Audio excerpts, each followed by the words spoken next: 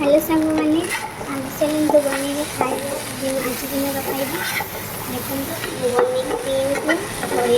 कषि कषि पी नहीं तो बढ़िया से काटिकी साइज रे तो भाजी देची